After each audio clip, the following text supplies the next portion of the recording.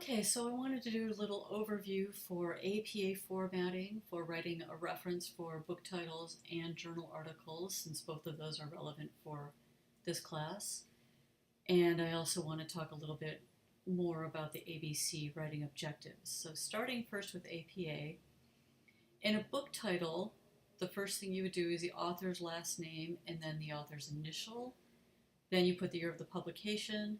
The title of a book goes in italics, and using APA format, anytime you reference a book title, you would always italicize it. So if you're referring to a book title, say in your response blogs, outside of the reference, you would still italicize the book. Then you put the city and state of publication, the name of the publisher, and a period. So for example, Barnhill K, author's last name, initial, the year of publication, The Girl Who Drank the Moon, all in italics. And notice for APA format, the only capital I have here is the first word. The only other capitals you would use would be if there were any proper nouns or if there was a colon, the first word after the colon, which we'll see next. So it was published in Chapel Hill, North Carolina by Algonquin Books. So for writing a journal article, it's similar. You'd have the author's last name and initial, the year of publication. The title of the article gets capitals in the same way as book titles. You only capitalize the first letter and then any proper nouns or the first word after the colon.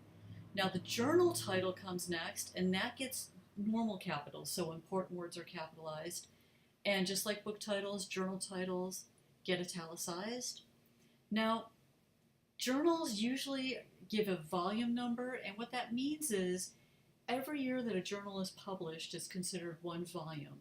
So let's say the Reading Teacher, which is a popular journal for elementary educators regarding literacy, was started 50 years ago. So in 2017, we could be in volume 52 because it's the 52nd year the journal's been published.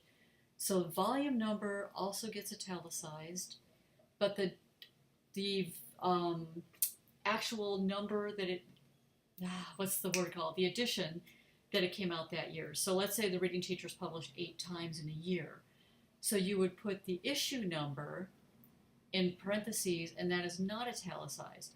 What that does is, let's say I'm looking for a specific article that you talk about in this journal. I could go to the 2017, but there might be 8 different issues that came out that year. So if I know the issue number, it was number 3, then I can just go to that third one that was published that year. So after you put the volume number, then the issue number, then you'd put the page number. So here's an example of an article I co-authored. We have the author's names first.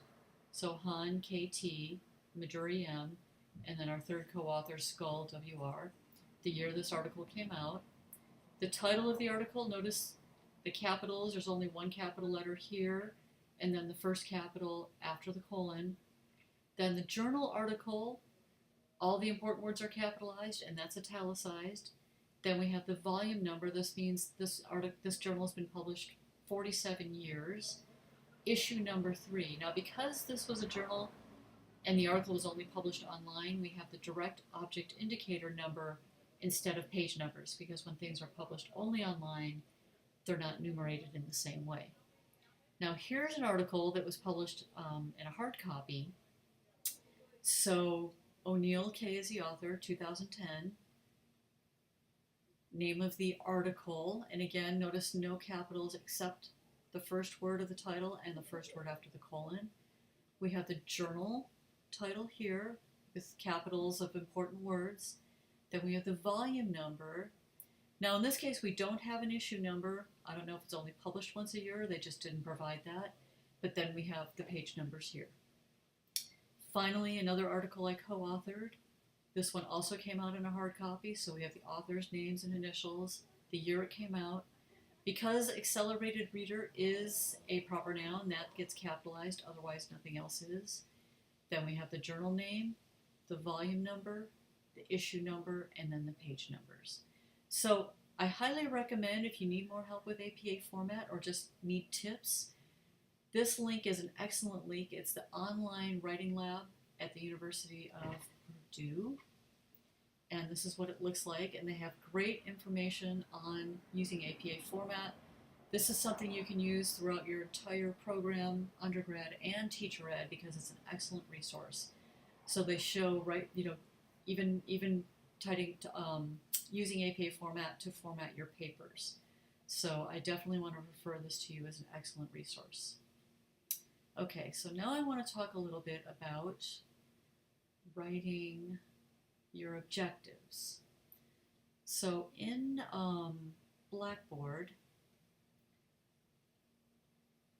I have a little review here about writing lesson objectives, and I also included this PDF, which I found, which is a one-page document that has excellent verbs you can use for writing your objectives. And these follow Bloom's taxonomy, which go from a basic sort of fundamental knowledge of something to higher and higher levels of thinking until we get to evaluation. So when you're writing your lessons and your objectives, I would print this out. As a matter of fact, I told this to my Tuesday night class, that they should laminate it, and one of our students took them home and laminated all of them and gave everybody a laminated copy. But definitely keep this. This is an excellent reference. It will serve you through your entire program, especially in teacher ed, when you're writing more and more lesson plans.